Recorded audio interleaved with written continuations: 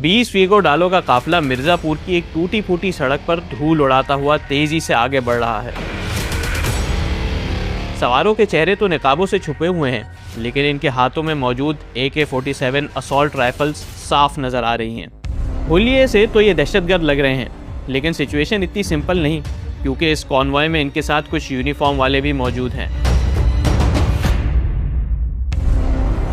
काफिले की मंजिल वो जमीन है जिसका केस अगले हफ्ते कोर्ट में लगा हुआ है। मुद्दई का इल्जाम है कि मुल्क का एक भारी इनाम इसकी जमीन पर कब्जा करना चाहता है, लेकिन यहाँ तो अदालत में समाज से पहले ही फैसला आ चुका है।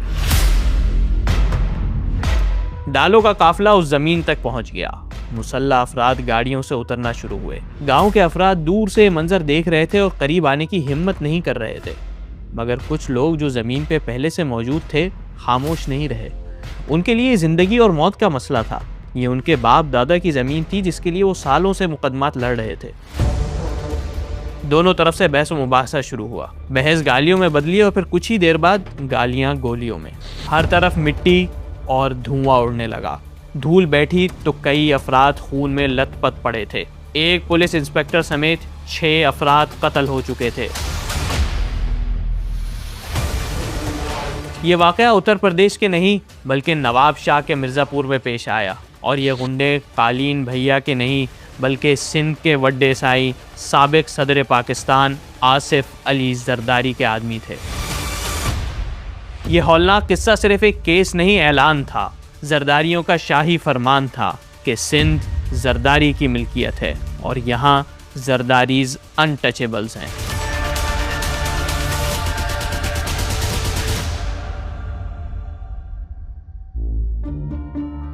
सिंध हजारों साल पुरानी तहजीब, मगर गुर्बत और तबाही की तस्वीर। आज़ाद सिफत सूफियों की धरती, लेकिन वडेरों के शिकंजे में घुटती सरजमीन। पिछले 17 सालों से सिंध में सल्तनत जरदारिया कायम है। ये सल्तनत कैसे चलती है ये तो हम आगे जाकर बताएंगे, लेकिन अभी हम चलते हैं उस तकरीब की तरफ जहां इस सब का आगाज हुआ। ऐवान सदर जिए भुट्टो के नारों से गूंज रहा है। ये गैर मामूली तकरीब है। सदर पाकिस्तान और वजीर आज़म तो मौजूद हैं ही, लेकिन पाकिस्तानी सियासी रिवायत के बरखिलाफ आज की तकरीब में अपोजिशन भी मौजूद है। न सिर्फ मौजूद है बल्कि खुश भी है। ये वो वक्त है जब नवाज शरीफ के चेहरे पे जवाल की कहानी के बजाय उम्मीद की मुस्कुराहट होती थी, लेकिन आज की तकरीब के हीरो वो नहीं बल्कि पाकिस्तानी सियासत के मैकियावेली आसिफ अली जरदारी हैं, क्योंकि आज उन्होंने खुद अपने इख्तियारात कम करने की आईनी तरमीम पर दस्तखत किए हैं। हम जमहूरियत की बात करते हैं, उस सब का जो निचोड़ था, जिसे कहते हैं जान जो थी वो देव की, वो उस तोते में थी जो प्रेसिडेंसी में था। प्रेसिडेंट बन के मैंने वो तोते की, जिसे कहते हैं ना, गिची मरोड़ दी। सारे पावर्स पार्लियामेंट को बगैर पार्लियामेंट के मांगे मैंने दे दिए। जी हाँ, पाकिस्तान में ऐसा नहीं होता। यहाँ अपने इख्तियारात कम कौन करता है, लेकिन जरदारी ने ये कर दिखाया। अपने ही हाथ से अपने ही इख्तियारात कम कर दिए। इस तरमीम के बाद नेशनल पॉलिटिक्स पे तो जरदारी की ग्रिप कम हो गई, लेकिन साथ ही मुल्क का एक हिस्सा इनकी मिल्कियत में मुंतकिल हो गया। ये सिंध में सल्तनत जरदारिया का आगाज था। मैं आज तुम्हें वार्न कर रहा हूँ, तुम 18वीं तरमीम को मत छेड़ो। तुम 18वीं तरमीम खत्म करने की कोशिश करो, 1 यूनिट लागू करने की कोशिश करो, मैं एक लात मारकर आपका हुकूमत खत्म कर दूंगा। सिंध, जहां जरदारी की बहन डिफेक्टो वजीर आला हैं, दूसरी बहन वजीर सेहत हैं। कजन अली हसन जरदारी 3 वजारतों को देखता है। दाखिला का महकमा एक और रिश्तेदार जिया लंजार के पास है। बेटा पार्टी का चेयरमैन और बेटी बिला मुकाबला मुंतखब होने वाली MNA। और सबसे मजे की बात कि ये सब कुछ हो रहा है डेमोक्रेसी के नाम पर, लेकिन दरअसल ये जमहूरियत नहीं, एक खानदान का राज है, जिनकी मर्जी के बगैर सिंध में पत्ता भी नहीं हिल सकता। जिनकी मर्जी के बगैर IG और चीफ सेक्रेटरी तो छोड़ें, मुख्तियार कार और पटवारी भी नहीं लग सकता। इस खानदान की मुखालिफत का कोई तसव्वुर भी नहीं कर सकता, और जो ये जसारत करे फिर वो कुछ और करने के काबिल नहीं रहता। वडेरे, पीर, MNA, MPA सब इसी सरकार से फैज़ उठाते हैं, और ये सरकार खौफ और लालच की बुनियाद पर कायम है। ये कायम कैसे हुई, मजबूत कैसे हुई और चलती कैसे है, इस वीडियो में हम आपको सब बताएंगे, लेकिन पहले सब्सक्राइब कर लें। मेंढक को बिच्छू ने कहा कि मुझे उस पार ले चल, दरिया के। तो उसने कहा कि तू बड़ा जालिम है, तू काटेगा। उसने कहा नहीं, मैं नहीं काटूंगा तो तेरे साथ डूबूंगा। तो उसने कहा कि अच्छा चल फिर बैठ जा। ही गॉट, वो उसकी पीठ पे बैठ गया। आधे रास्ते पे पहुंचे तो इसने काट लिया। उसने कहा जालिम ये क्या किया तूने, मुझे भी मारा खुद भी मारा। उसने कहा मैं क्या करूं, मेरी खसलत ही कुछ ऐसी है।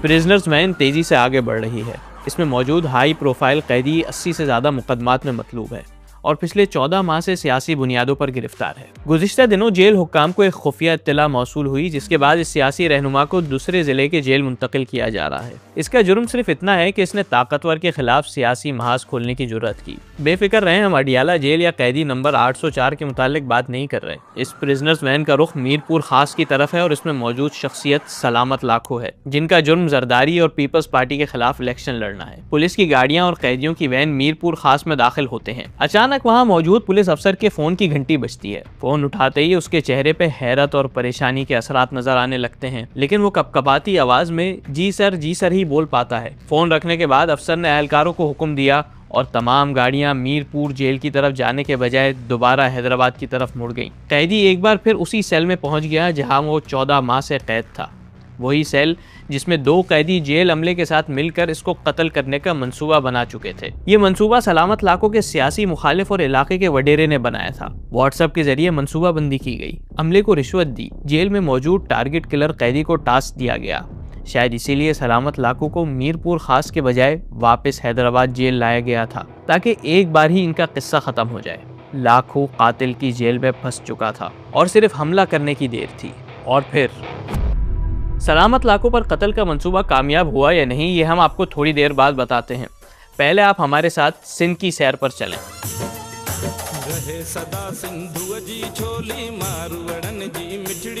जरदारी की सियासत को समझने के लिए हमें पहले सिंध को समझना होगा। सिंध के 30 अजला हैं, जिसमें से 22 इंटीरियर सिंध के हैं, जहां सूबे की तकरीबन 50% आबादी रहती है और ये इलाके पाकिस्तान के बैकवर्ड तरीन इलाकों में से हैं। इंटीरियर सिंध की सियासत पंजाब और बाकी सूबों से मुख्तलिफ है। यहाँ आवाम डेवलपमेंट नहीं बल्कि सरकारी नौकरियों और सरकारी काम कराने की बुनियाद पर वोट डालते हैं। जो जितनी नौकरियां दिलवाता है और जितने सरकारी काम करवाता है, इलेक्शन में उतने ही वोट लेता है। इन इलाकों की एक और खासियत ये है कि यहाँ हर इलाके में कुछ खानदानों का इन्फ्लुएंस होता है। यूं समझ लें कि खानदान ही उस इलाके के सियाह सफेद के मालिक होते हैं। ये खानदान या तो पीरी मुरीदी सिस्टम की वजह से अहम होते हैं या बड़े जमींदार होने की वजह से, और इन्हीं खानदान के अफराद को हम आम जबान में वडेरे कहते हैं। ये सिस्टम कई सालों से कायम है। एक जमाना था यहाँ टालपुर, मखदूम, महरों और खोड़ोस का राज हुआ करता था। आज भी ये तमाम खानदान मौजूद तो हैं, लेकिन एक जरदारी इन सब पर भारी है। नहीं भाई, हम फकीर लोग हैं, एक जरदारी सबसे यारी।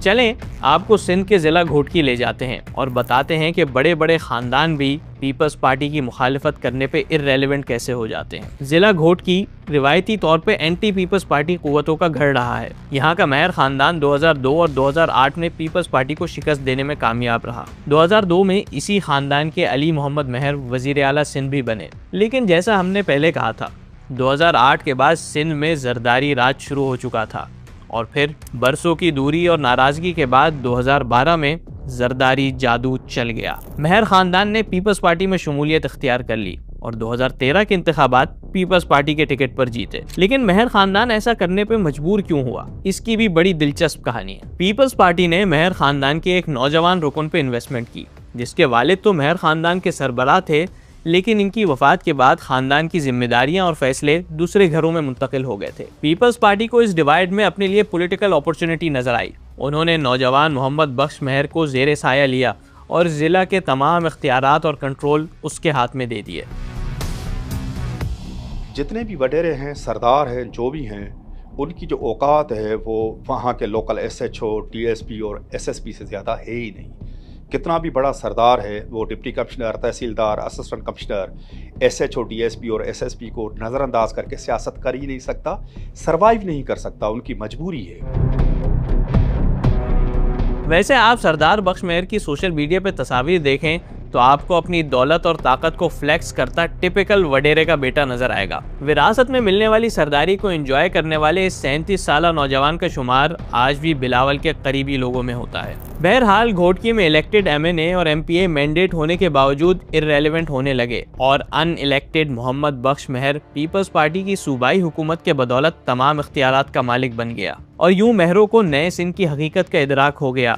यहाँ जो जरदारी और पीपल्स पार्टी की छतरी से निकलेगा इसका सियासी मुस्तकबल तारीख हो जाएगा। इसीलिए उन्होंने भी 2012 में बाकायदा पीपल्स पार्टी में शामिल होने में ही आफियत जानी। आप शायद सोच रहे हो कि यार जरदारी चाहे जितना भी ताकतवर क्यों ना हो, वडेरे अपने इलाके के बादशाह होते हैं, उनके वोट और सीटें भी गारंटीड होती हैं, चाहे ये किसी भी जमात में चले जाएं।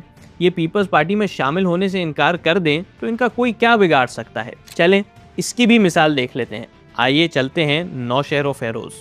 यहाँ के बड़े वडेरे जतोईज हैं। माजी में न सिर्फ पीपल्स पार्टी का हिस्सा रहे बल्कि गुलाम मुस्तफ़ा जतोई तो भुट्टो के करीबी साथियों में थे। जब भुट्टो वजीर आजम थे तो सिंध के वजीर आला गुलाम मुस्तफ़ा जतोई थे। जतोई ज़ियाउल हक के खिलाफ सबसे बड़ी और मशहूर तहरीक MRD मूवमेंट में भी आगे थे, लेकिन फिर जतोइयों ने पीपल्स पार्टी से मुंह फेर लिया। मगर इसके बावजूद जतोइयों ने 2002, 2008 और 2013 में अपनी खानदानी नशिस्तें रिटेन की और पीपल्स पार्टी को हर दफा शिकस्त दी। मगर जरदारी की बादशाहत में सियासी मुखालिफत की गुंजाइश नहीं थी, इसलिए पीपल्स पार्टी ने जतोइयों से राब्ता किया। गिव एंड टेक पे बातचीत हुई मगर डील तय नहीं हो सकी और जतोइयों ने पीपल्स पार्टी में शमूलियत से इनकार कर दिया, यानी जरदारी को इनकार कर दिया। पावरफुल जतोईस को कॉन्सिक्वेंसेस तो फेस करने ही थे। 2024 इलेक्शन से पहले मुर्तजा जतोई पर कत्ल की FIR काट दी गई और 2025 में उनको इस इल्जाम में गिरफ्तार कर लिया गया। अरे कत्ल तो छोड़ें, सिंध पुलिस ने जतोई ब्रादर्स पे मोटरसाइकिल और चीनी की बोरियां चोरी करने के भी केसेस डाल दिए। हमने आपको शुरू में जिस सियासी कैदी की कहानी सुनाई थी, इसका केस भी यही था। सलामत लाखों का जुर्म ये था कि उसने पीपल्स पार्टी के उम्मीदवार के खिलाफ आज़ाद हैसियत में इलेक्शन लड़ने की जुर्रत की, इसीलिए उसको जेल अमले के साथ मिलकर कत्ल करने की पूरी तैयारी थी। लेकिन आखिरी वक्त पे हसास इदारों ने सिंध के बड़ों को खबरदार किया और सलामत लाखों को यकीनी मौत से बचा लिया। चलें अब जरा साउथ का रुख करते हैं। आपको जुल्फिकार मिर्जा की गब्बर स्टाइल फुर्तियां याद हैं? जुल्फिकार मिर्जा का केस किसी वडेरे का पीपल्स पार्टी के खिलाफ होने की प्राइम एग्जाम्पल है। मिर्जा बदीन के डॉन थे। जैसे हर इलाके का वडेरा और डॉन पीपल्स पार्टी के साथ होता है, इसी तरह मिर्जा भी पीपल्स पार्टी का हिस्सा थे और जरदारी के काफी करीब थे। इसी से अंदाजा लगा लें कि पीपल्स पार्टी ने उनको सिंध का पावरफुल वजीर दाखिला और उनकी अहलिया को स्पीकर कौमी असेंबली बनाया। 2011 में मिर्जा ने अचानक पीपल्स पार्टी छोड़ दी और 2015 में वो खुलकर जरदारी के खिलाफ सामने आ गए। आपको मोहतरमा एक मीटिंग में नहीं बिठाती थी पॉलिटिकल। इनके सियासी बाप जो गुलाम कादिर का आसिफ जरदारी है, और कौन आसिफ जरदारी को नहीं जानता कि आसिफ जरदारी ने 12-12, 14-14 मासूम लोगों को कत्ल करवाया है। मिर्जा को इस मुखालिफत की कीमत अदा करनी पड़ी। इनके भी पुराने और नए केसेस खुल गए। इनके घर पर रेड हुआ, पुलिस ने इनको गिरफ्तार करने की कोशिश की और उनको जमानत के लिए थानों और अदालतों के चक्कर लगाने पड़े। लेकिन चूंकि मिर्जा कोई कम बदमाश नहीं थे, इसलिए इन पेशियों के दौरान दिलचस्प मनाजिर देखने में आए। जुल्फकार मिर्जा साहब आजकल बड़े इल्जामात लगा रहे हैं। हमारे पार्टी में, पीपल्स पार्टी में इनसे बड़े बड़े रहनुमा छोड़ गए। इनकी तो कोई हैसियत नहीं है। ये तो एक इम्पोर्टेड इंडिविजुअल है, जहाँ मैंने इंपोर्ट करके ये छोटा सा पौधा लगाया। अब ये तो जवानी नहीं हुआ और इसने बगावत कर दी, तो इससे कोई फर्क नहीं पड़ता। अभी तक मैंने आपको जितनी मिसालें दी, इससे जरदारी बादशाहत की मुखालिफत का अंजाम मालूम होता है। लेकिन इस तस्वीर का दूसरा रुख भी है, हौलनाक और तारीख रुख।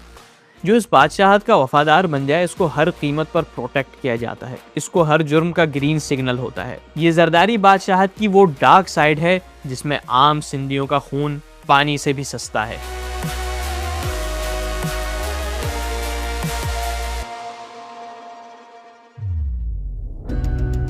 ठट्टा के एक गांव में नाजिम झोंकियों ने अपने घर के करीब कुछ अनजान लोगों को देखा जो इनके इलाके में नायाब परिंदों का शिकार करने आए थे। उनकी गाड़ी ने रास्ता भी रोका हुआ था। नाजिम जरा आजाद मिजाज आदमी था। उसने अपने फोन का कैमरा खोला और इन अफराद को ऑन कैमरा कन्फ्रंट किया। उसने कैमरा ऑन करके पूछा कि कौन है और क्यों रोक रहा है और ये क्या बदमाशी है।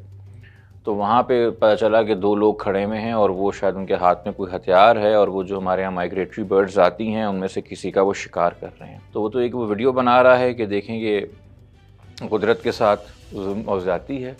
दूसरा वो ये बात भी कर रहा है कि जो शिकार के लिए आया ये मकामी नहीं है, ये ख़ास मेहमान है। और वह मेहमान था भी, उसका ताल्लुक़ किसी जो आपकी गल्फ़ स्टेट्स हैं इनमें से किसी का था, वो किसी रॉयल फैमिली का था कि नहीं था, मगर कोई बाअसर शख्स होगा। इस बाअसर अरब शख्स को नाजिम की ये बात अच्छी नहीं लगी और इसने अपने मेज़बानों से नाजिम की शिकायत की। इस अरब के मेज़बान कौन थे? ये मेज़बान थे पीपल्स पार्टी के MNA जाम अब्दुल करीम बिजार और MPA जाम अवैस बिजार, मलीर और ठट्टा के ज़मीनी खुदा जिनको पीपल्स पार्टी ने अपने इलाकों में फुल अथॉरिटी दी हुई थी। जाम अब्दुल करीम को वाक़े का इल्म हुआ। इस दौरान नाजिम की बनाई हुई वीडियो भी इलाके में वायरल हो चुकी थी। वीडियो में कुछ इतना अहम नहीं था और वीडियो बनाते हुए पेश आने वाला वाक़या भी मामूली था, लेकिन जाम की फर्जाइल ईगो को हर्ट करने के लिए काफ़ी था। उसने अपने आदमी भेजकर पहले नाजिम पे वीडियो डिलीट करने के लिए प्रेशर डाला और नाजिम नहीं माना तो उसको ज़बरदस्ती अपने डेरे पर बुलाया। नाजिम और इसका भाई दोनों इस सोच के साथ जाम हाउस गए कि इनके इलाके और ख़ानदान के बड़े हैं, मसला हल करेंगे, लेकिन वहाँ कुछ अलग ही माहौल था। जब वो वहाँ पहुँचे हैं तो ये अब जो मैं बता रहा हूँ ये वो बयान है जो पहले नाजिम के भाई ने दिया था कि जी जब हम वहाँ पे पहुँचे तो बड़े भाई आए जाम अब्दुल करीम साहब, और उन्होंने पूछा कौन है वो बदमाश। अब उनके लिए तो बदमाश ही है, चूँकि लॉ तो वो है ना, थाना तो वो है, उनकी रियासत के अंदर he is all in all the हुकूमत, और जो उनकी बात नहीं मान रहा वो जायज़ हो या नाजायज़ हो वो बदमाश है। वो ऑप्रेस्ड नहीं है या वो ख़ुद मुख्तार नहीं है या वो इज़्ज़त नफ्स का इजहार नहीं कर रहा, वो बदमाशी कर रहा है। तो उन्होंने पूछा कौन है वो बदमाश जो वीडियो डिलीट नहीं कर रहा जिसने वीडियो बनाई है। आगे की कहानी सुनने से पहले ज़रा तसव्वुर करें कि ये किस किस्म का निज़ाम है। नाजिम पाकिस्तान का उतना ही शहरी है जितना जाम अब्दुल करीम, लेकिन यहाँ जाम ने, जो कि जरदारी के कई वफादारों में से एक मामूली वफादार है, अदालत लगाई हुई है और नाजिम को अपने सामने ऐसे बिठाया हुआ है जैसे इसका वजूद ही जाम का मरहून मिन्नत हो। उसके बाद उनकी दुर्गत बनाई गई, उनकी मार लगाई गई, और मार कैसे लगाई गई कि वहाँ पीछे कोई नमाज़ पढ़ने की जगह है या वज़ू है, और उसी के साथ बता रहे हैं कि एक टॉर्चर सेल भी है, और वहाँ ले जाके उसको मार रहे थे और कोई 1 घंटे के करीब तक मारते रहे। और वो जगह जो थी वो इसके भाई की नज़रों से ओझल थी, और भाई कह रहा है मुझे सिर्फ चीखों की आवाज़ आ रही थी कि नाजिम को मारा जा रहा है, उस पर तशद्दुद किया जा रहा है। ये सिलसिला तकरीबन 1 घंटे तक चलता रहा। नाजिम से ज़बरदस्ती इसके मोबाइल का पासवर्ड लेकर वीडियोस डिलीट की गई, लेकिन नाजिम अभी भी इस सब पर राज़ी नहीं था। एक तरफ नाजिम था जिसका इसरार था कि इसने कुछ गलत नहीं किया, और दूसरी तरफ जाम अब्दुल करीम था जिसका इसरार था कि वो उसको निशाने इबरत बनाकर छोड़ेगा। आधी रात को जाम अब्दुल करीम को महसूस हुआ कि उनका अभी भी दिल नहीं भरा। वीडियोस डिलीट करने के बाद उनकी और मार लगाई गई और दुर्गत बनाई गई, और ये पैगाम दे के नाजिम के भाई को भेज दिया गया कि अब यह मसला यूँ हल नहीं होगा, तुम अपने बड़ों को लेके आओ सुबह, और हम सुबह छोड़ेंगे नाजिम को, ये हमारा बंदी बन के रहेगा। तकरीबन 4-5 बजे जो है ये छोड़ के आए हैं 2 लोग नाजिम के भाई को वापस उसके घर। सुबह खबर मिलती है कि जाम हाउस के करीब एक कुआं है और कुएं के साथ एक बरहना लाश पड़ी हुई है। उस लाश को किसी ने कोई अजरक डाल के ओढ़ के कवर किया। ये तकरीबन पहुँचे 10-11 बजे के करीब, जब नाजिम के घर वाले अपने बड़ों को लेके, तो उनको वहाँ पता चला कि जी नाजिम की तो डेथ हो गई है, उसको तो वो ज़ख्मों की ताब ना लाते हुए इंतकाल हो कर गया है। उनको वहाँ पे वो डंडा और रॉड भी नज़र आया पड़ा हुआ गार्ड रूम के पास, जिससे वो देख रहा था रात को, जिससे भाई की धुलाई हो रही थी। जब ये भेजा गया था नाजिम के भाई को कि तुम चले जाओ और सुबह आके अपने भाई का पता करना, उस वक़्त तक तशद्दुद की पिक्चर में जाम अब्दुल करीम के साथ जाम बिजार भी आ गए थे, जो छोटा भाई MP है, और बड़े भाई अपना हाथ साफ़ करके अपेरेंटली जा चुके थे और छोटा भाई हाथ साफ़ कर रहे थे। ये कहना मुमकिन नहीं है कि किसने ज़्यादा फेटल इंजरीज कॉज की थी। ये ज़रूर पता है कि through out the body multiple fractures थे, पैर के नाखून से लेके यहाँ जहाँ आपके बाल शुरू होते ये तक निकले हुए, ये तक सूजा हुआ, आंखें सूजी हुई, नाक सूजा हुआ, होंठ सूजे हुए, पूरे जिस्म में बेतहाशा हड्डियाँ टूटी हुई। ठीक है, इस हालत के अंदर पोस्टमार्टम नाजिम का हुआ है, तो आप इमेजिन कर सकते हैं कि कितने घंटों का तशद्दुद होगा, किस किस्म का बेईमाना तशद्दुद होगा। और ये अभी इस हौलनाक कहानी का सिर्फ एक हिस्सा है। नाजिम जोखियों के कत्ल के बाद जाम अब्दुल करीम ने पहले अपने इन्फ्लुएंस के ज़रिए उसके भाई और ख़ानदान को मामले से पीछे हटाने की कोशिश की, और दावा किया कि इसका कोई ताल्लुक नहीं है, लेकिन किसी तरह ये मामला मेन स्ट्रीम मीडिया पर आ गया और पूरे मुल्क में खबर फैल गई। मलीर की अदालत में नाजिम जोखियों कत्ल केस की समाअत। नाजिम जोखियों केस में अहम पेशरफ्त हुई है। अब जब बात जाम अब्दुल करीम के कंट्रोल से निकल गई तो फिर सिंध में जरदारी सिस्टम जाम ब्रदर्स को प्रोटेक्ट करने के लिए एक्टिव हो गया। हुकूमत का काम मजलूम के साथ खड़ा होकर जालिम से हक लेना होता है, लेकिन यहाँ सिंध हुकूमत जालिमों का दस्तो बाजू बन गई। नाजिम का भाई जिसके सामने तशद्दुद हुआ था वो पहले ही जाम के सामने सरेंडर कर चुका था, लेकिन मामला जब लाइमलाइट में आया तो इस पर तफ्तीश शुरू हुई। हैदराबाद से एक हैं सिराज लशारी साहब, अच्छी शोहरत रखते हैं, पुलिस इंस्पेक्टर हैं। उनके पास इसकी तफ्तीश गई थी और उन्होंने इसके अंदर जिस हद तक हो सकता था ईमानदारी के साथ तफ्तीश की। अगर पुलिस के अंदर आपको कोई ईमानदार अफसर मिल जाए तो वो पीपल्स पार्टी के लिए क्या बड़ा मसला है। पुलिस के बाद तो प्रोसिक्यूशन आती है, प्रोसिक्यूशन में अपना कोई बंदा ढूंढ लो। तो प्रोसिक्यूशन डिपार्टमेंट जो पूरा का पूरा है पीजी ऑफिस, वो उनके कंट्रोल में था, उनके ज़ेर अताब था, उनकी छत्र छाया में पड़ रहा था। तो वो चलान वो इन्वेस्टिगेशन जो है प्रोसिक्यूशन ने कोर्ट में जमा नहीं होने दी कि नहीं, इस सूरत के अंदर तो हम चलान नहीं एक्सेप्ट करेंगे, क्योंकि उनका राइट है एज़ पर लॉ कि प्रोसिक्यूशन पुलिस को बता सके कि हमें लग रहा है आपकी इन्वेस्टिगेशन नाकस है या आपने गलत लोगों को मुल्जिम बना दिया है। तो प्रोसिक्यूशन का इसरार था कि दोनों भाइयों को निकालो, ये मुल्जिम नहीं है। और पुलिस जो है वो डायरेक्टली कोर्ट के अंदर बगैर प्रोसिक्यूटर के चलान जमा करा नहीं सकती। फरवरी के महीने के अंदर अदालत को बताया, अदालत के ऑर्डर में लिखा हुआ है, नाजिम की बीवी कह रही है कि हुजूर इस केस की तफ्तीश मुकम्मल हो चुकी है, प्रोसिक्यूशन चलान आने नहीं दे रही, खुदारा इनको ऑर्डर दें कि चलान जमा कराया जाए ताकि आप चलान पे ऑर्डर करें और इस केस की कार्रवाई आगे ट्रायल की तरफ बढ़े। मेरे में इतना हौसला नहीं है कि मैं और मज़ीद इनका प्रेशर बर्दाश्त करूँ। अगर आपने इसमें ये जो देरी चाह रहे हैं, जो ताख़ीर चाह रहे हैं, अगर आपने इसकी इजाज़त दे दी, मैं आपको आज बता रही हूँ, मैं कल घुटने टेक दूँगी। और फिर वही हुआ जिसका खतरा था। 1.5 महीने बाद जरदारी कंट्रोल्ड प्रोसिक्यूशन चालान बदलने में कामयाब हो गया और नाजिम की बीवी केस से पीछे हट गई। फरीकैन के दरमियान सुलह हो गई है। नाजिम जोखियों के वुरसा ने हलफनामा जमा करा दिया है। मगर ये अलमनाक दास्तान यहाँ भी खत्म नहीं हुई। अभी रजा रब्बानी की जमहूरी पार्टी और फरहतुल्लाह बाबर की अवामी पार्टी का किरदार बाकी है।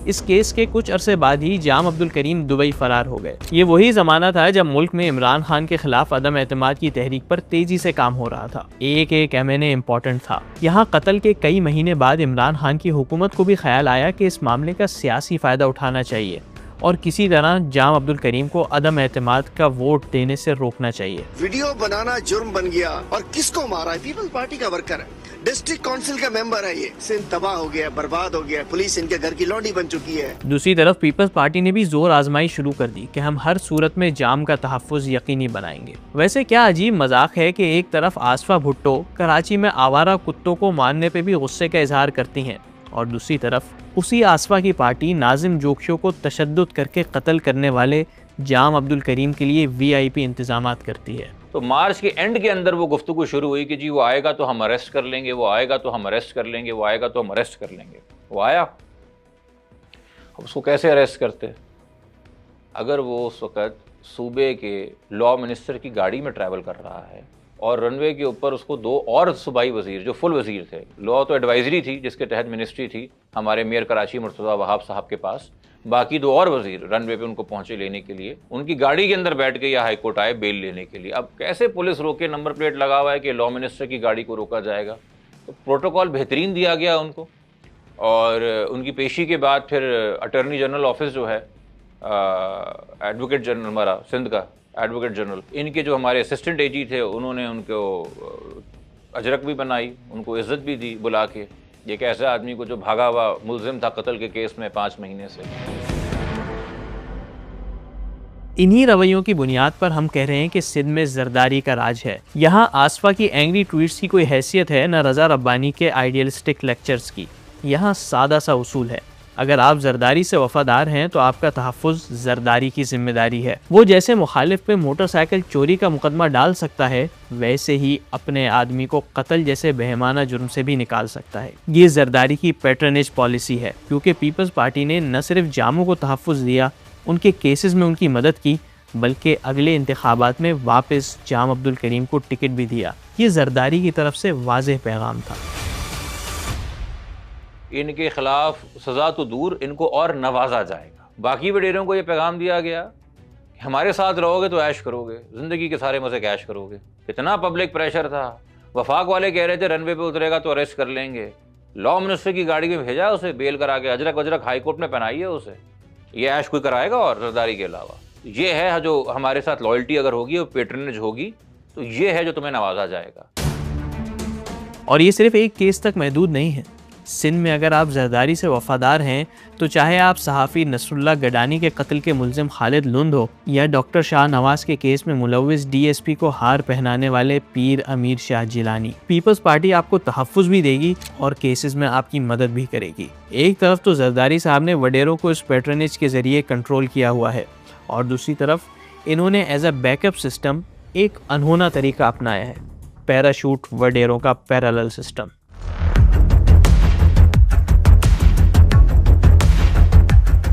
मैंने आपको नौशेरो फेरोज के जतोइयों की मिसाल दी थी, जिनकी जरदारी से डील नहीं बनी तो इन पर मोटरसाइकिल चोरी जैसे मुकदमात बनाए गए। इन जतोइयों को इंतखाबात में शिकस्त देने वाला शख्स ज़ियाउल हसन लंजार है, जिसका नौशेरो फेरोज से कोई पुराना ताल्लुक है, ना ही वो ख़ानदानी वडेरा है। लेकिन आजकल जरदारी से रिश्तेदारी ने ज़िया को सिंध का अहम तरीन वज़ीर बनाया हुआ है। और ये कोई वन ऑफ केस नहीं है। जरदारी साहब अपनी दोस्ती और क़ुर्बत की बुनियाद पर ऐसी शख्सियात को खड़ा करते रहते हैं जिनका कोई प्रोफाइल नहीं होता। इनकी वाहिद पहचान जरदारी से दोस्ती होती है और इस पहचान की बुनियाद पर इनको वो फ्री पास मिलता है जिससे वो ख़ानदानी वडेरों को वक्त आने पर चैलेंज करने के काबिल हो जाते हैं। ऐसे कई कैरेक्टर्स हैं और मज़े की बात है कि इनमें से हर किसी पर करप्शन के केसेस हैं। अवैस मुजफ्फर टप्पी अपने इख्तियारात की वजह से एक दौर में डिफेक्टो वज़ीर आला कहलाए जाते थे। उस जमाने में उनको जरदारी का भाई भी कहा जाता था। कुछ अरसे तक ज़मीनों पर कब्जे और सरकारी वसाइल के ज़ाती इस्तेमाल के हवाले से इनके काफ़ी चर्चे रहे। नैब ने इन पे 33 अरब रुपए का केस भी बनाया हुआ है और फिर अचानक टप्पी मंजर से ही गायब हो गए। अली हसन जरदारी, जरदारी के कज़न और ठट्टा से MP है। ये भी जरदारी की ज़मीनों की देखभाल करते हैं। 2023 में नैब ने इनके खिलाफ आमदन से ज़ायद असासों का केस नाकाफ़ी शवाहिद की बुनियाद पर बंद किया। सुहेल अनवर सयाल, लाड़काना से ताल्लुक़ रखने वाले पीपल्स पार्टी के साबिक वज़ीर, इनके खिलाफ भी नैब ने मुख्तलिफ हाउसिंग स्कीम्स के साथ 5 अरब का गबन करने का इल्ज़ाम लगाया था, जो अभी तक साबित नहीं हो सका। शर्जील मेमन, शर्जील मेमन ख़ानदानी वडेरे नहीं हैं, लेकिन इनका अपने हल्के में मजबूत होल्ड है। लोग भी इनके कामों से खुश हैं और जरदारी साहब भी इनसे राजी हैं। इनको भी 2017 में करप्शन केसेस में गिरफ्तार कर लिया गया था। ये तमाम वो कैरेक्टर्स हैं जिनको जरदारी ख़ानदान की आशीर्वाद हासिल है और इस बुनियाद पे इनको सूबे में भरपूर ताकत और इख्तियारात हासिल हैं, जिसकी बुनियाद पर ख़ानदानी बैकग्राउंड ना होने के बावजूद ये अपने इलाके के वडेरे बन रहे हैं। मैं तो ये कहता हूँ कि 300-400 फुटपाथे थे कि वो पीपल्स पार्टी की 2008 की गवर्नमेंट से टिल टुडे अरबपति और खरबपति बन गए और सिंध के अक्सरियती जो आवाम है उनकी ज़िंदगी अजीरन हो गई और गुर्बत की लकीर से नीचे की ज़िंदगी गुजार रही। ये ज़्यादा एतराज़ नहीं करते, उनकी कोई बुनियाद नहीं होती, कलेक्शन एजेंट बड़े अच्छे होते हैं, पैसे ईमानदारी से ऊपर पहुंचाते हैं, तो यही उनकी बस अफादियत है, उसके अलावा और इनकी कोई ख़ास अफादियत नहीं। लेकिन असली और फेक वडेरों के इस पूरे सिस्टम को चलाने से जरदारी साहब को ज़ाती तौर पर क्या फ़ायदा होता है?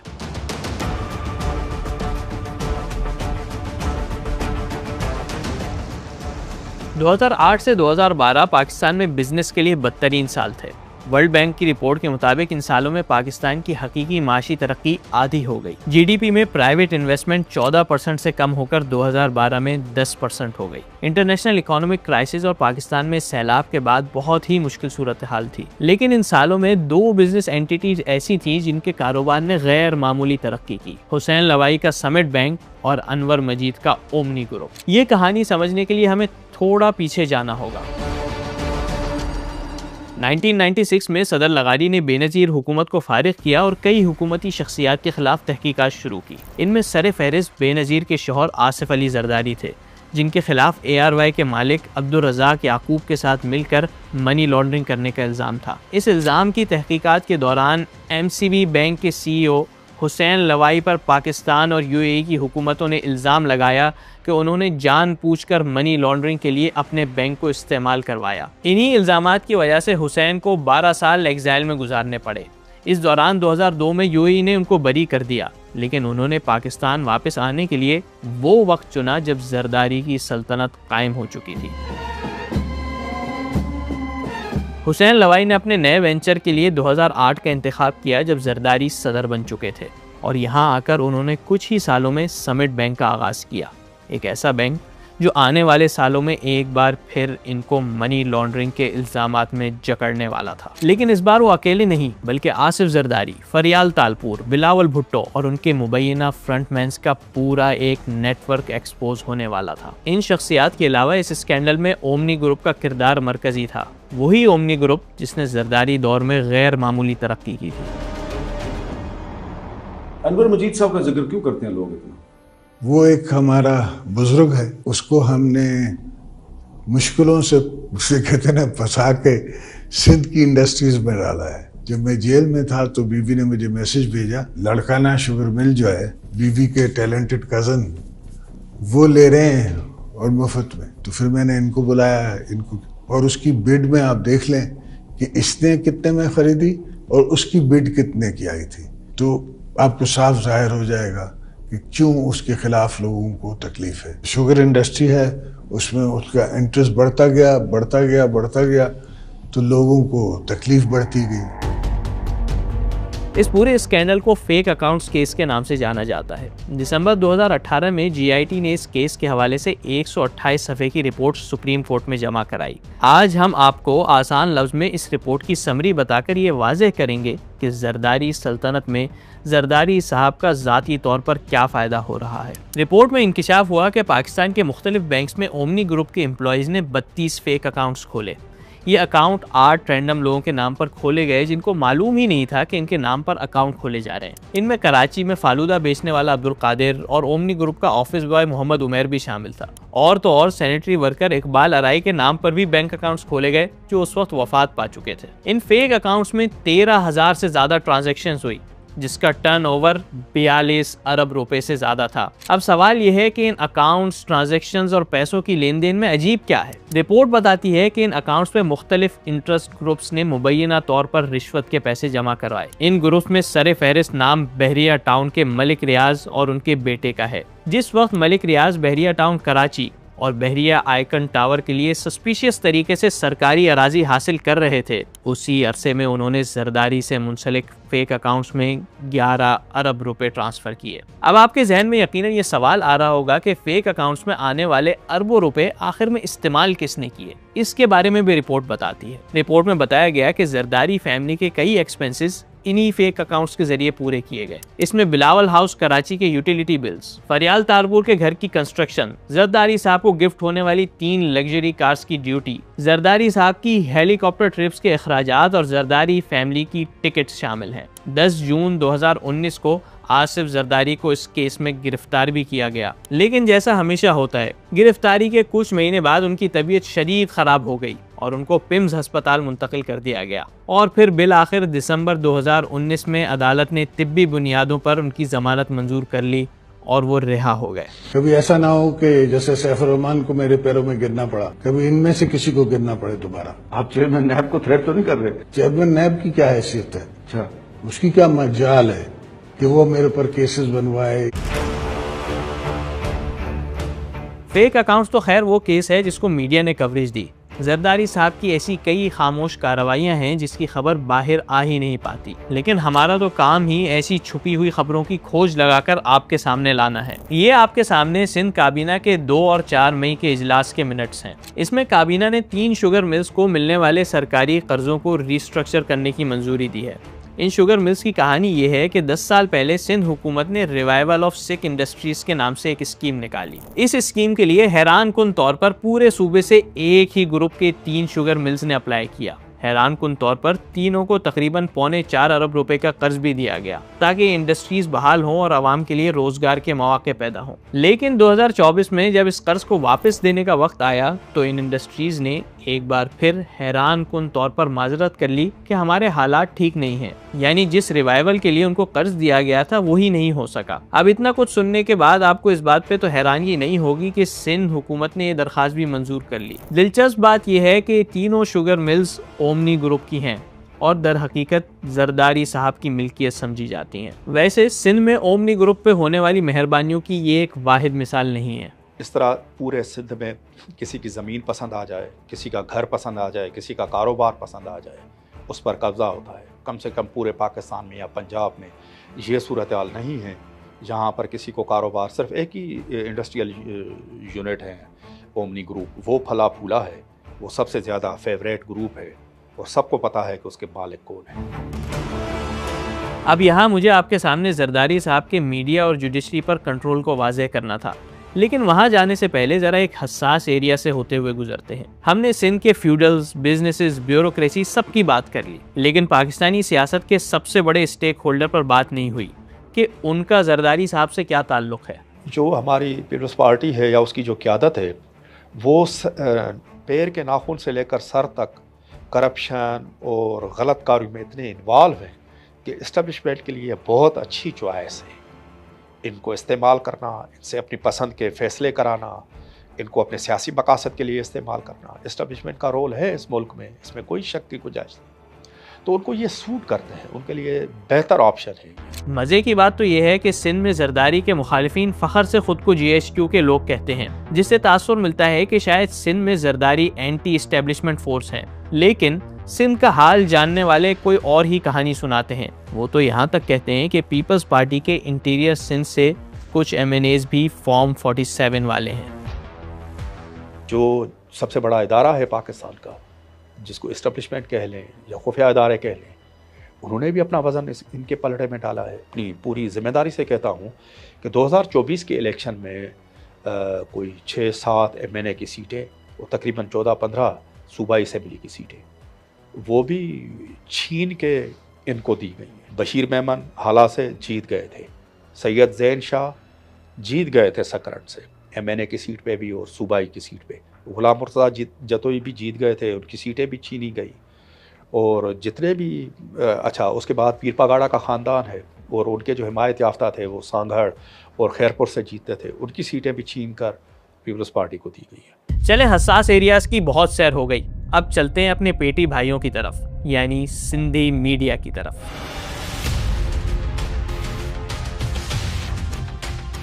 पाकिस्तान में सहाफ़त वैसे ही मुश्किल है, लेकिन सिंध के डायनामिक्स सहाफ़ियों के लिए बाकी सूबों से कुछ मुख्तलिफ हैं। ऐसा नहीं है कि यहाँ सहाफ़ियों के लिए मुश्किलात नहीं है। इंटीरियर सिंध में सहाफ़ियों की सूरत हाल शायद बाकी मुल्क से भी ज़्यादा बदतर है। इस बदतरीन सूरत हाल की बेहतरीन मिसाल सहाफ़ी नसरुल्लाह गडानी का कत्ल है। नसरुल्लाह गडानी साहब से मंसूब ये किया जाता है कि चूँकि उनकी एक सीरीज़ ऑफ रिपोर्टिंग रही क्रिटिकल ऑफ खालिद अहमद लुंड, जो गोटकी के अंदर ही जहाँ से वो MNA थे, और एक नहीं एक से ज़ायद रिपोर्ट्स और उनकी प्रैक्टिसेस के बारे में या लैंड ग्रैब के बारे में या करप्शन के बारे में, कि आपको लगता है कि लोकल सतह के ऊपर एक जर्नलिस्ट है जो आपका पीछा ही नहीं छोड़ रहा, जो मुस्तकिल आप पे रिपोर्टिंग कर रहा है। उस बैकग्राउंड के अंदर जब उनकी डेथ हुई है तो फैमिली का और आसपास के तमाम लोगों का और सहाफ़ियों का मकामी ये बिलीफ है, और बिलीफ क्या, वो अक्यूज़ भी उस केस में हुए, वो गिरफ्तार भी हुए, फिर उनकी बेलें भी हुई। हमने जब इन्वेस्टिगेशन पहले DSP सिराज लाशारी ने की थी, उनको इम्प्लीकेट किया था, फिर उन्होंने इन्वेस्टिगेशन चेंज कराई, SSP तनवीर तुनियो के पास गई, तो तनवीर तुनियो से हम ज़ाती तौर पे मिले थे। दुबई का एक नंबर था, क्योंकि लुंड साहब थे MNA और उसके दोनों बेटे नसरुल्लाह की शहादत के वक्त मुल्क से बाहर थे। एक बेटा दुबई में मुकीम था, दुबई का एक नंबर डिटेक्ट किया था हमने अपनी इन्वेस्टिगेशन के ज़रिए कि वहाँ से कॉल आती है मुबैना कातिल को, और उसके दूसरे दिन नसरुल्लाह शहीद हो जाते हैं। नाजिम जोखियो केस की तरह नसरुल्लाह गडानी के कत्ल की तफ्तीश भी आगे बढ़ी तो पुलिस पे प्रेशर आने लगा। केस अच्छी शोहरत रखने वाले सिराज लाशारी से लेकर तनवीर तोनियो को मुंतकिल कर दिया गया और फिर अचानक ये तफ्तीश बंद कर दी गई। लेकिन इन मुश्किलात के साथ सिंध में मीडिया को मैनेज करने का एक बाकायदा मैकेनिज़्म मौजूद है। इस मैकेनिज़्म का सबसे अहम किरदार सिंध के सीनियर वज़ीर शर्जील मेमन है, जिसके पास कई वजारतें हैं। इन्फॉर्मेशन का पोर्टफोलियो भी मेमन साहब के पास ही है, इसलिए मीडिया को मिलने वाले सरकारी इश्तिहारात वगैरह इन्हीं के कंट्रोल में है। वजारत के अलावा शर्जील मेमन साहब का अपना भी मीडिया एम्पायर है। इसमें चैनल 365 और आवाज़ चैनल शामिल है। शर्जील मेमन के अलावा हसन अली जरदारी का भी धरती TV के नाम से चैनल है। अब इन चैनल्स में काम करने वाले सहाफ़ी पीपल्स पार्टी की क़यादत के खिलाफ क्या ही बोल सकते होंगे, और जो चैनल्स पीपल्स पार्टी की मिल्कियत में नहीं है उनको इश्तिहारात के जरिए कंट्रोल किया जाता है। ये तो खैर पूरे पाकिस्तान में ही होता है, लेकिन शर्जील मेमन यूं मुख्तलिफ हैं कि इस हवाले से उनके खिलाफ नैब ने एक रेफरेंस तैयार किया था, जिसके मुताबिक जुलाई 2013 से जून 2015 के दरमियान शर्जील मेमन ने कुछ टीवी और रेडियो चैनल्स को इश्तिहारात दिए, जिससे कौमी खजाने को 3 अरब रुपए का नुकसान हुआ। बाद में अदालत ने ये रेफरेंस नैब को वापस भेज दिया। मजे की बात यह है कि शर्जील मेमन पर बनने वाले इस रेफरेंस में इन सिंक नामी एडवर्टाइजिंग कंपनी का जिक्र है। इस कंपनी ने नैब के साथ वॉलंटरीली रिटर्न मुआहदा किया, यानी एक तरह से अपने जुर्म का एतराफ़ किया। इसके बावजूद ऑडिटर जनरल की पिछले साल की रिपोर्ट में इंकिशाफ हुआ कि सिंध हुकूमत ने उसी इदारे को दोबारा 1.25 करोड़ के इश्तिहारात दिए। हालांकि रूल्स के मुताबिक ऐसी कंपनीज को सरकारी इश्तिहारात नहीं दिए जा सकते जो किसी भी किस्म की गैर कानूनी एक्टिविटी में मुलविस रही हो। हम बार बार सिंध में जरदारी साहब के ज़ेरे साया होने वाली गैर कानूनी सरगर्मियों का जिक्र कर रहे हैं। सवाल ये पैदा होता है कि जुडिशरी के होते हुए इतने गैर कानूनी काम कैसे हो रहे हैं? सिंध की अदालतें कहाँ हैं? जनाब, जरदारी साहब ने उनका भी इंतज़ाम किया हुआ है। चलिए जानते हैं कैसे।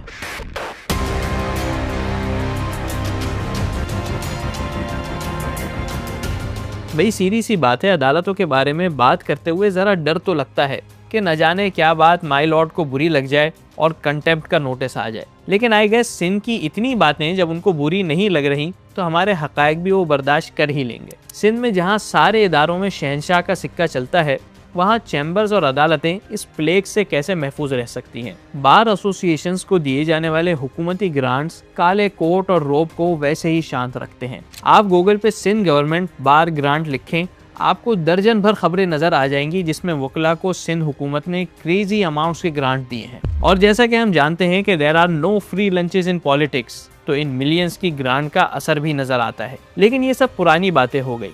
अब इनडायरेक्ट मैनिपुलेशन के बजाय डायरेक्ट कोर्ट और जजेस मैनेज होते हैं। पीपल्स पार्टी और PMLN में बाकायदा एक मुआहदा है, तहरीरी ना भी हो, मगर ये है कि जब सिंध में जुडिशल अपॉइंटमेंट्स होंगी तो उसमें जो PMLN के जुडिशल कमीशन में नॉमिनेटेड मेंबर्स हैं वो पीपल्स पार्टी की सारी नॉमिनेशंस को एंडोर्स करेगी। और उसी तरीके से जब पंजाब की बारी आएगी, लाहौर हाई कोर्ट की नॉमिनेशंस की बारी होगी, तो उसमें जो PMLN की डिसीजन है उसको PPP इंडोर्स करेगी। ये डील तो खुफिया थी, लेकिन इसके असरात हम सिंध में वाज़ेह तौर पर देख सकते हैं। 26वीं आईनी तरमीम के बाद सिंध हाई कोर्ट में बनने वाले आईनी बेंच की सरबराही के लिए जस्टिस KK आगा का इंतखाब किया गया। ये एक बड़ी दिलचस्प चॉइस थी, क्योंकि आईनी बेंच के सरबराह बनने वाले जस्टिस KK आगा की जरदारी से कुर्बत और दोस्ती 90s से चल रही है। इनफैक्ट आगा साहब कई अहम केसेस में जरदारी साहब के वकील रहे हैं। बेनज़ीर और जरदारी पे लगने वाले करप्शन के केसेस हों या मुर्तज़ा भुट्टो कत्ल केस में जरदारी के खिलाफ तहकीकात, हर फोरम पे जरदारी की नुमाइंदगी यही KK आगा साहब करते थे। शायद यही वजह थी कि 2008 में पीपल्स पार्टी विफाकी हुकूमत में आई तो आगा साहब की लॉटरी निकल आई। 2010 में उनको एडिशनल अटॉर्नी जनरल का ओहदा दिया गया और 2011 में नैब प्रोसिक्यूटर की पोजीशन से नवाजा गया। ये बात तो माननी पड़ेगी, जरदारी साहब करम फरमाओं को कभी नहीं भूलते, उनका एहसान हमेशा चुकाते हैं। आज की दुनिया में भी वफा है। मैं हर चीज को पॉजिटिव लाइट में देखता हूँ। मैं ऑप्टिमिस्ट हूँ, पेसिमिस्ट नहीं हूँ। उस हाथ को तो देखो जिसने तुम्हारा साथ दिया, इसको क्यों देखते हो जो छोड़ गए। वैसे जरदारी साहब की कुर्बत के अलावा आगा साहब कुछ माह के लिए PCO जज भी रहे। जाहिर है फिर आईनी बेंच के लिए निज़ाम को उससे बेहतर क्या कैंडिडेट मिल सकता था। अब जब KK आगा यही सीढ़ियां चढ़ते हुए आईनी बेंच के सरबराह बन गए और इनके सामने शर्जील मेमन और कायम अली शाह का केस आया तो उन्होंने पुराने ताल्लुकात का खूब ख्याल रखा। मार्च के महीने में नैब की कोर्ट में रेफरेंस जमा की नैब ने बहरिया टाउन के हवाले से। उसमें ये शर्जील मेमन साहब और कायम अली शाह साहब को भी एज एन अक्यूज्ड उस रेफरेंस में दिखाया गया कि जो ज़मीनों की अलॉटमेंट है उसमें उनकी भी कोई इन्वॉल्वमेंट थी।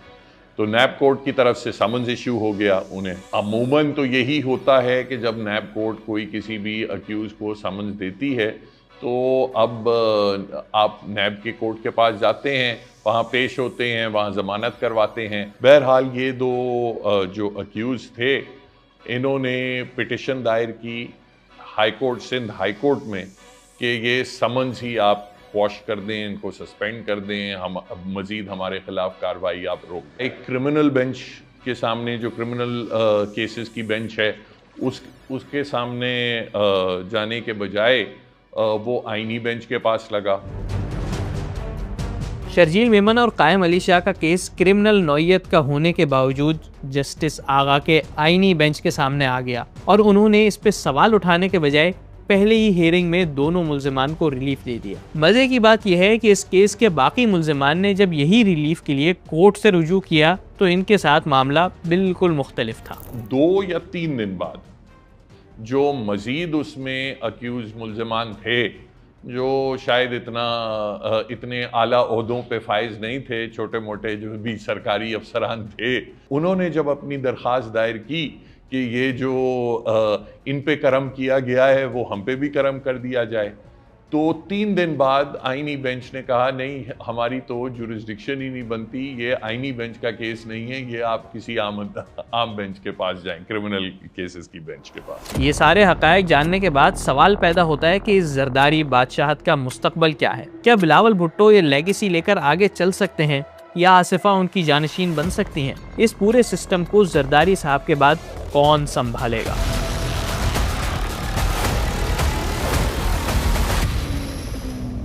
इंटीरियर सिंध में एस्टेब्लिश जरदारी सल्तनत अब कराची तक फैलती हुई नजर आ रही है। माजी में कराची में धाक बिठाने के लिए Peoples Party gang war leaders की हिमायत करती रही है। कायम अली शाह वजीर आला होते हुए उज़ैर बलोच की तकरीबात में शिरकत करते रहे और फिर बहुत मासूमियत से उन मुलाकातों का इनकार भी करते रहे। उज़ैर बलोच साहब कौन है कायम अली शाह? अखबारों के थ्रू सुना है कि वो लियारी में रहता था, एक ग्रुप है उनका। शाह साहब, ये इलेक्शन में कामयाबी के बाद जो अशाइया हुआ था तो उसमें तो आपकी मुलाकात हुई उज़ैर बलोच? कभी नहीं हुई। उसकी तो वीडियोस हैं जिसमें फरियाल तालपुर साहिबा और किसी ने नहीं कहा उसे उज़ैर से कोई। उज़ैर बलोच के ज़ेरे एहतमाम लियारी में किसी अशाइया में आप नहीं गए कभी? नहीं। लेकिन अब वायलेंस के अलावा पॉलिटिकली भी पीपल्स पार्टी कराची के नौजवानों को इंगेज करने की कोशिश कर रही है। इसके लिए पीपल्स पार्टी ने कराची के नौजवानों को खुदा न खास्ता कोई तालीम या रोजगार की स्कीम नहीं दी, बल्कि नौजवानों को रागिब करने के लिए वो चीजें ऑफर्स कर रही है जो नौजवानों को अट्रैक्ट करती है। भाई, आप बासलाहियत नौजवान हैं, आपकी कोई खास स्किल है या आप इलाके के बदमाश हैं, पीपल्स पार्टी आपको खुशी से वेलकम करेगी, आला क़यादत तक आपको एक्सेस देगी, आपको आपकी हैसियत के मुताबिक डाले की फ्रंट या ओपन सीट पर सैर भी कराएगी और असलहा भी देगी। बदले में आपको बस पीपल्स पार्टी की एक्टिविटीज़ में शिरकत करनी है और कोई मैटर हो जाए तो उसको सॉल्व करना है। कराची के फारिग नौजवानों के लिए इससे ज़्यादा लुक्रेटिव ऑफर क्या होगी? यही वजह है कि आपको कराची की सड़कों पर लगे बैनर्स पे पुराने वडेरों के बेटे, तहफ़्फ़ुज़ के मुतलाशी ताजिर और ऐसे बहकावों में आने वाले नौजवानों की तस्वीर बकसरत नजर आएंगी। लेकिन इन सारी कोशिशों की भी एक वजह है, जरदारी साहब की वाहिद ख्वाहिश जो अभी तक पूरी नहीं हुई। ज्यादा दिल आपका किसके रवैये ने तोड़ा है? ऐसा दिल रखते नहीं है कि टूटेगा। वो ऐसा दिल तो नहीं रखते जो टूटे, लेकिन ऐसी ख्वाहिश जरूर रखते हैं जिसके लिए वो कुछ भी करने को तैयार है, और वो ख्वाहिश है अपनी ज़िंदगी में बिलावल को वज़ीर आज़म बनाना। अगर वो अपोजिशन लीडर भी बने तो मुझे कोई इतराज़ नहीं है। बेहतर तो ये होगा कि मैं अपनी ज़िंदगी में उसको प्राइम मिनिस्टर बनते हुए देखूं। तो आपका प्राइम मिनिस्टर का उम्मीदवार बिलावल भुट्टो जरदारी है? जी।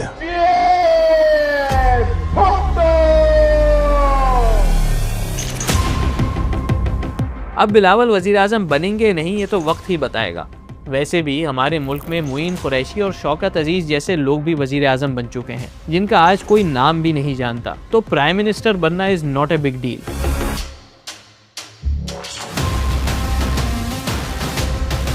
असल सवाल जरदारी की सिंध में मौजूदा बादशाहत का है, और $1 मिलियन क्वेश्चन इस बादशाहत के वली अहद का है। At the end of the day जो फ्यूडल होता है वो तबीयत से फ्यूडल होता है। वो इस बात को बुरा नहीं बनाता कि जब वो ऐसे बैठा है अपनी उताक के ऊपर और उसकी उम्र 24 साल है और एक 80 साल का आदमी आके यहाँ हाथ लगाता है साईं और इधर बैठ जाता है और उसका मुंह और उसका गाल जो है इस पैर के लेवल के ऊपर है, उसको कोफ्त नहीं चढ़ती, उसको क्रिंज फीलिंग नहीं आती, ऐसी झुरझुरी नहीं चलती है क्या हो रहा है ये। बिलावल ने जब पॉलिटिक्स में एंट्री ली थी तो कई लोगों का ख्याल था कि बिलावल के अंदर एक इनकलाबी रूह है, वो सिंध में चलने वाले करप्शन के निज़ाम के लिए एक थ्रेट है। लेकिन 18वीं तरमीम और कई रीलॉन्चेस के बावजूद बिलावल भुट्टो का कम से कम सिंध की सियासत में कोई खास किरदार नजर नहीं आता। और जहाँ तक आसफा की बात है तो उनके सियासी मुस्तकबिल का फैसला तो शायद उसी दिन हो गया था जब इनको अपने घर की सीट से भी इलेक्शन लड़वाने के बजाय बिला मुकाबला MNA मुंतखब करवाकर ऐवान में लाया गया था। इन दोनों की शक्ल सूरत और अंदाज़े गुफ्तगू चंद जियाले दिलों की धड़कनें तो तेज कर सकती हैं, लेकिन मुल्क तो छोड़ें, सिंध में भी कोई इनकलाब नहीं ला सकती। जरदारी खानदान के अलावा सिंध के कुछ वजीर हैं जो जरदारी के करीब भी हैं और रावलपिंडी से अप्रूव भी, लेकिन Zardari's kingdom is too hot for them to handle. तो सवाल घूम फिर कर वहीं आ जाता है कि जरदारी साहब के बाद उनकी बादशाहत का क्या होगा। वो ख़त्म हो जाएगी क्योंकि ये वन मैन शो है, सारे पावर उनके पास है। सिंध का जो वडेरा है, सिंध का जो जागीरदार है, सियासतदान है और जो इलेक्टेबल है, वो जरदारी साहब से ही डरते हैं। जरदारी साहब के सियासत से रिटायर होने के बाद या जाने के बाद पीपल्स पार्टी की जो सेंट्रल पोजीशन है वो बरकरार नहीं रहेगी। बिलावल साहब कितने भी अच्छे सियासतदान हों, लेकिन वो इस तरह पुलिस को इस्तेमाल करके लोगों को कंट्रोल करने की सलाहियत नहीं रखते। यकीनन आप सब पे भारी तो साबित हो गए। ये कौन सी जादू की छड़ी इस्तेमाल की थी, क्या किया आपने? सियासत वॉलंटियर गेम है, इसकी सेटिस्फैक्शन सिर्फ सेल्फ सेटिस्फैक्शन में है, अदरवाइज थैंकलेस है।